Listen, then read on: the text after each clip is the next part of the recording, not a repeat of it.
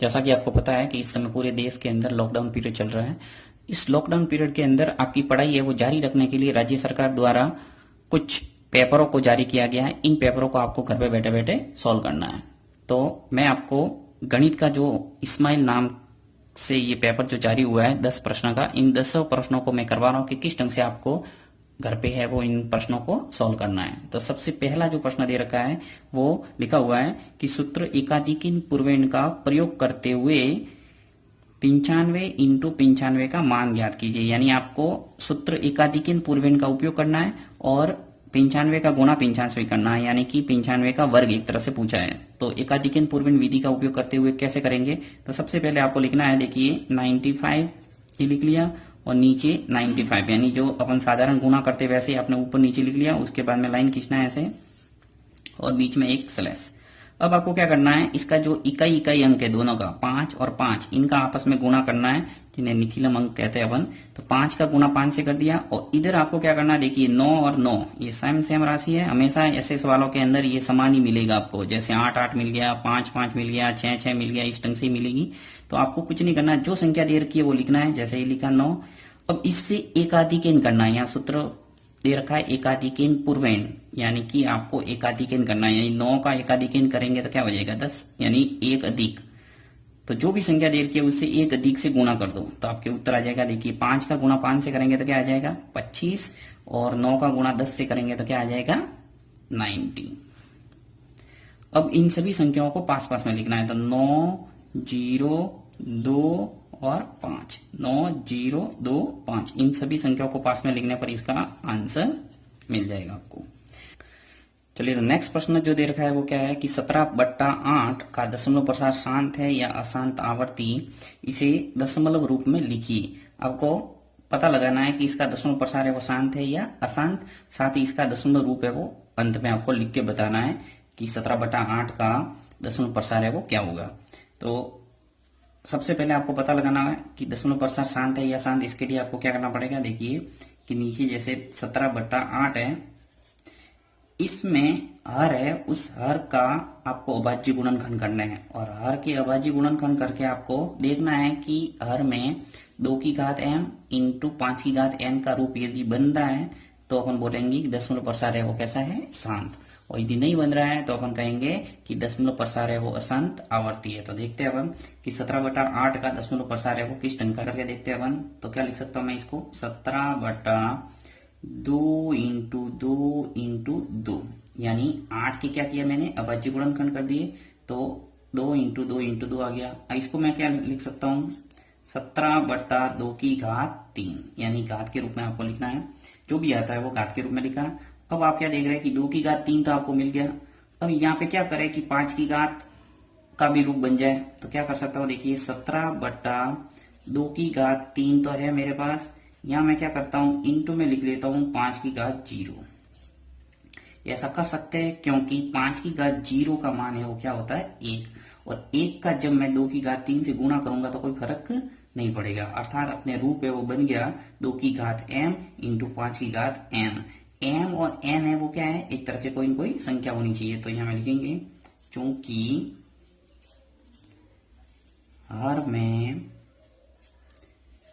2 की घात m into 5 की घात n का रूप है, इसलिए दशमलव प्रसार शांत होगा। दशमलव प्रसार कैसा होगा, शांत, क्योंकि नीचे 2 की घात m इंटू 5 की घात n का रूप है। देखिए अब 2 की जगह 2 है, m की जगह यहाँ कितने हैं 3 इंटू 5 अपन ने लिखा अपनी मर्जी से, और n की जगह कितना लिखा 0। 5 की घात 0 ही लिख सकते हैं, या फिर देखिए यहाँ पे कोई संख्या आएगी, जैसे दूसरी संख्या तो आपकी 5 की घात 0, 5 की घात का कोई मान दे रखा है तो आपको 2 की घात 0 लगा के बनाना पड़ेगा 2 की घात m और 5 की घात n का रूप। तो ये आपको ध्यान रखना है घातांक नियम से। अब आपको क्या करना, आगे इसमें बोला है कि इसका दशमलव रूप भी लिखिए। तो दशमलव रूप लिखने के लिए आपको क्या करना, वापस ये लिखना है 17/2 की घात 3। तो देखिए यहाँ लिखता हूं मैं, यहाँ लिखेंगे दशमलव रूप में लिखने हेतु दशमलव रूप में लिखने हेतु, दशमलव रूप में लिखने हेतु मैंने वापस लिख दिया 17/2 अब दशमलव रूप में लिखने के लिए बिना भाग दिए, एक तो आप देखिए 17 में 8 का भाग देके आराम से दशमलव रूप में लिख सकते हैं, परंतु यहाँ भाग है वो नहीं लेना है, अपन को सीधा पता लगाना है इसका दशमलव रूप। तो यहाँ पे क्या करेंगे, नीचे वो 10 की घात बनाना है, और 10 की घात बनाने के लिए क्या करेंगे, ये इंटू में आपको 5 से गुणा करना है उसी घात से। यानी कि देखिए क्या कर सकता हूं मैं, 17/2 तो है अपने सवाल में, इंटू क्या करेंगे 5/3। अब 5/3 नीचे हर में गुणा किया तो आपको अंश में भी गुणा करना पड़ेगा 5/3 से, क्योंकि ऊपर और नीचे जब किसी समान संख्या से अपन गुणा करते हैं तो राशि में कोई परिवर्तन नहीं आता। देखिए यहाँ पर अपन 5/3 से गुणा करेंगे तो वापस ऊपर 5/3 से गुणा किया तो राशि है वो समान होगी, क्योंकि वापस कट के वही आ जाएगा 17/2।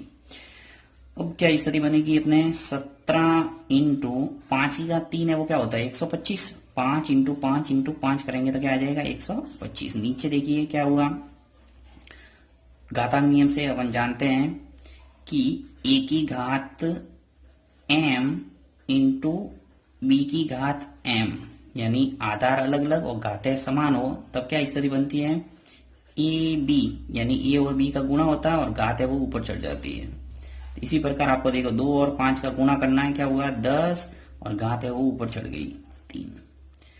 अब आपको 17 और 125 का गुणा करना, तो 17 और 125 का गुणा करके देखना है कितना आएगा 2125। ये गुणा करके देख लेना आप कि 17 और 125 का गुणा करेंगे तो क्या आएगा 2125। नीचे क्या है देखिए 10 की घात 3, इसका मतलब क्या है 10 इंटू 10 इंटू 10 यानी कि 1000 है। अब नीचे 1000 है यानी 3 जीरो है, तो 3 संख्या पहले पॉइंट लगा दो, तो 2.12 और 5 ये आपके दशमलव रूप हो गया। 17/8 जो है उसको अपन लिख सकते हैं 2.125। नेक्स्ट प्रश्न तीसरा, रेखिक समीकरण 3x + 4y = 25 में x बराबर -1 रखने पर y का मान ज्ञात कीजिए। यहाँ इस समीकरण के अंदर जहां आपको x दिखता है वहां ये कह रहा है कि -1 रखिए, तो अपन देखते हैं इसके समीकरण का क्या मान आएगा। देखिए 3x + 4y = 25, ये अपने पास समीकरण है। जो भी समीकरण दे रखा है वो आपने लिख लिया। अब जो ये कह रहा है वो अपन करेंगे। ये कह रहा है कि x बराबर -1 रखने पर y का मान ज्ञात कीजिए, तो x की जगह आपको -1 रखना है, तो यहाँ 3। अब देखिए 3x है यानी 3 का गुणा है x के साथ में, तो गुणा का निशान लगा दो, और x की जगह क्या लिखना है -1 प्लस 4y ऐसा का ऐसा, इसमें कोई चेंज नहीं, और 25। 3 का गुणा जब -1 से करेंगे तो क्या आएगा -3 प्लस 4y, इसमें कोई चेंज नहीं, बराबर 25। समीकरण को हल करना है। अब देखिए -3 है उसको पक्षांतर करना पड़ेगा, क्योंकि अपन को y का मान लाना है, तो 4y तो इधर ही रखेंगे बराबर 25। ये -3 पक्षांतर होगा तो क्या हो जाएगा +3, तो 4y बराबर 25 और 3 मिलके कितने हो गए 28। अब देखिए अपन को y का मान इसने पूछा है, तो y को तो मैं इधर ही रखूंगा, और जो गुणांक है इसके साथ में वो क्या लग जाएगा भाग, तो 28/4। तो इस ढंग से अपने मान क्या आएगा, y बराबर 28 के अंदर 4 का भाग देंगे तो क्या आ जाएगा 7। तो इस ढंग से आपके उत्तर है वो y का मान कितना आ जाएगा 7। अब नेक्स्ट प्रश्न दे रखा देखिए, फॉर यदि साइन थीटा बराबर 1/2 है तो 1 - sin² a बट्टा sin a का मान ज्ञात कीजिए। देखिए सबसे पहले तो बता दो कि इस सवाल जो दे रखा है प्रिंटेड है उसके अंदर थोड़ा मिस्टेक है, क्योंकि यहाँ तो दे रखा है देखिए न्यून कोण थीटा, और यहाँ पे क्या दे रखा है a। तो हमेशा एग्जाम के अंदर आपके समान ही आएगा, या तो थीटा आएगा तो यहाँ पर भी क्या आएगा थीटा, और यदि न्यून कोण a है तो यहाँ a आएगा तो यहाँ पर भी a आएगा। तो ये आपको ध्यान रखना है। तो यहाँ कुछ भी अपन मान के कर लेते हैं इसको, तो यहाँ देखिए थीटा है तो इसको मैं थीटा ही में चेंज कर लेता हूँ, ए की जगह आप थीटा कर देना, ये थीटा, और यहाँ पर भी क्या है थीटा। अब इसको सॉल्व करते हैं, तो अपन को पूछा है कि साइन थीटा का मान 1/2 है, तो इस व्यंजक का मान है वो ज्ञात कीजिए। तो बहुत ही सिंपल प्रश्न दे रखा है, 1 - sin² थीटा बट्टा साइन थीटा, ये आपको व्यंजक दे रखा है। इसको मैं मान रख लेता हूं 1/2। तो जहां मुझे साइन थीटा दिखेगा वहां मैं 1/2 रखूंगा, तो 1 माइनस साइन स्क्वायर थीटा है तो 1/2 का स्क्वायर हो जाएगा। इसी प्रकार साइन थीटा है तो उसकी जगह क्या लिखूंगा, 1/2। अब देखिए क्या स्थिति आई, 1 माइनस 1/2 का स्क्वायर करेंगे तो क्या आएगा, 1/4, यानी 1 का वर्ग करेंगे 1 ही आएगा और 2 का वर्ग होगा तो 4 हो जाएगा। नीचे क्या है, 1/2। आपको ऊपर वाली स्टेप को सॉल्व करना पड़ेगा, भिन्न का लसअप लेना। तो देखिए यहाँ आ जाएगा 4, एलसीएम लेंगे तो 4 आ जाएगा। यहाँ 1 का गुणा 4 से होगा तो 4 माइनस 1/1/2। ये भिन्न आपको सरल करना आता ही होगा। तो इस ढंग से आपके 4 में से 1 गया, क्या बचा अपने पास, 3/4। ये तो है अंश और नीचे कितना है, 1/2। जब भी ऐसी स्थिति आती है क्या करते हैं अपन, गुणा में चेंज करते हैं। 3/4 इंटू ये ऊपर चला जाएगा तो 2/1। अब 2 से 4 है वो कैंसिल हो रहा है 2 बार, तो उत्तर आ जाएगा अपने 3/2।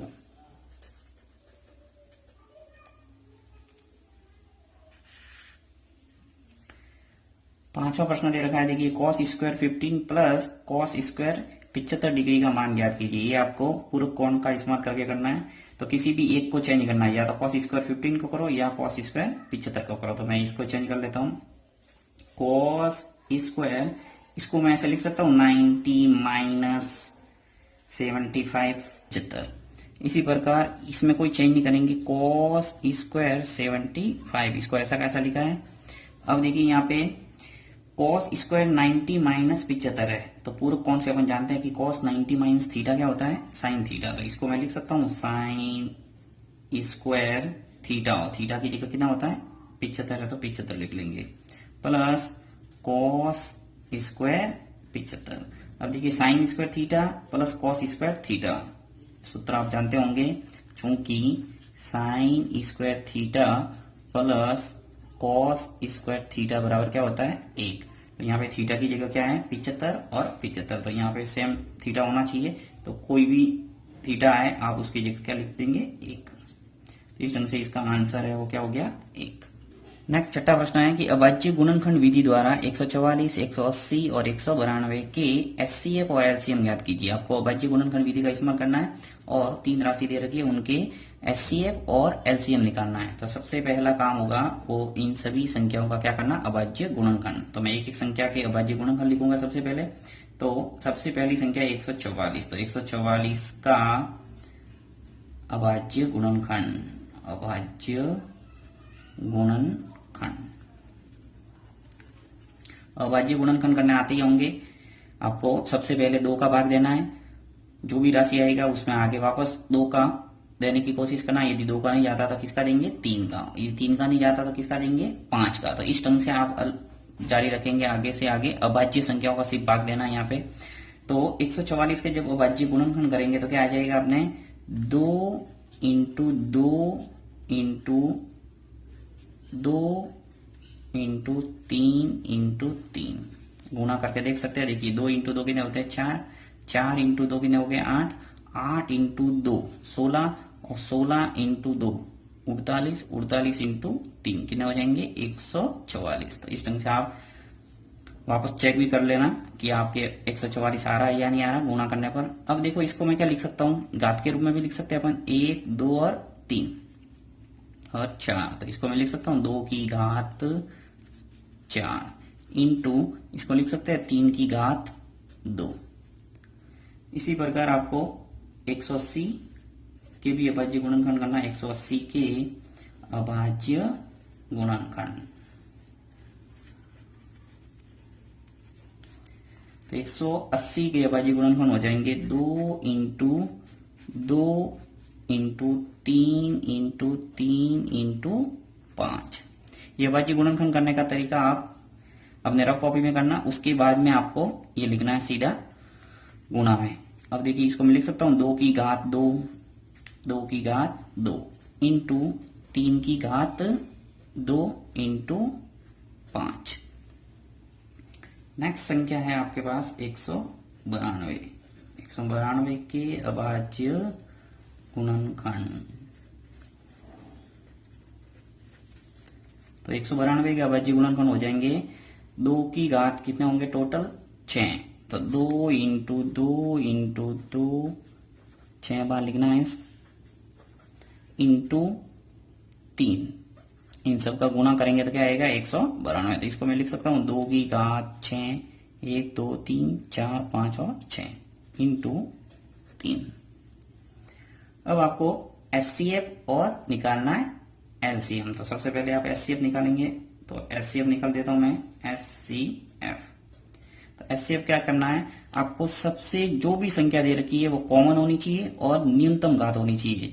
तो यहां देखेंगे, देखिए 2 की घात यहाँ 4 है, यहाँ 2 की घात 2 है, यहाँ 2 की घात 6 है। तो इन संख्या में से सबसे न्यूनतम घात है वो लेना। देखिए 2 की घात 2 है, सबसे न्यूनतम घात होगी, तो यहां लिखेंगे 2 की घात 2 इंटू यहां देखिए 3 इसमें भी है, इसमें और इसमें, तीनों के अंदर है 3। अब अपन देखेंगे सबसे न्यूनतम घात यानी 3 की सबसे छोटी घात कौन सी है, 3 की घात 1, तो इसको लेंगे 3 की घात 1। अब इसका गुणा कर दो तो आपके उत्तर आ जाएगा। देखिए 2 की घात 2 यानी 2 इंटू 2 इंटू 3 क्या हो जाएगा, 2 इंटू 2 4 और 4 इंटू 3 12। तो एचसीएफ आपके निकल के आ गया 12। अब आपको निकालना है एलसीएम। तो एलसीएम कैसे निकाला जाता है, एलसीएम में आपको प्रत्येक की उच्चतम घात लेना है, चाहे कॉमन है या ना है। एलसीएम के अंदर ये ध्यान रखना है। एचसीएफ के अंदर ये देखना है कि प्रत्येक के अंदर होना चाहिए। देखिए जैसे अपन ने 2 लिया था, 2 की घात 2 4 था, यहाँ 2 की घात 2 था, यहाँ 2 की घात 6 था, तो सबके अंदर 2 है इसलिए मैंने 2 लिया, साथ में उनकी न्यूनतम घात लेना है। इसी प्रकार 3 भी सब में था, देखिए 3 की घात 2 3 की घात 2 और 3 की घात 1, तो सब में ये था इसलिए मैंने 3 की घात 1 ले लिया, सबसे न्यूनतम घात लेना इसलिए। 5 इसके अंदर था परंतु इन दोनों के अंदर नहीं था, इसलिए मैंने एचसीएफ निकालते वक्त इसको शामिल नहीं किया है। एलसीएम के अंदर सबको शामिल करना है और प्रत्येक की उच्चतम घात, बस ये ध्यान रखना है। तो यहाँ देखिए 2 सब में है, ठीक है। अब 2 की घात 6 सबसे हाईएस्ट है, तो 2 की घात 6 को लेना है, 2 की घात 6 इंटू फिर देख लो 3 की घात 2 है, 3 की घात 2 है, यहाँ 3 की घात 1 है, तो 3 की घात 2 को लेना है, यानी 3 की घात 2 सबसे उच्चतम घात इंटू। अब देखिए 5 इन दोनों के अंदर नहीं है परंतु 5 है इसलिए 5 की घात 1 है, तो 5 मैं इसको ले लूंगा, यानी सबको लेना है एलसीएम के अंदर। इन सब का गुणा कर देंगे अपन तो अपने पास आ जाएगा 2880। आप देख लेना गुणा करके, यानी 2 इंटू 2 इंटू 2 इंटू 2 6 बार तो 2 है और 3 कितने हैं 2 बार, 3 इंटू 3 और ये 5, इन सब का गुणा करना आपस में तो आपके पास उत्तर आ जाएगा 2880। ये हो गया एलसीएम।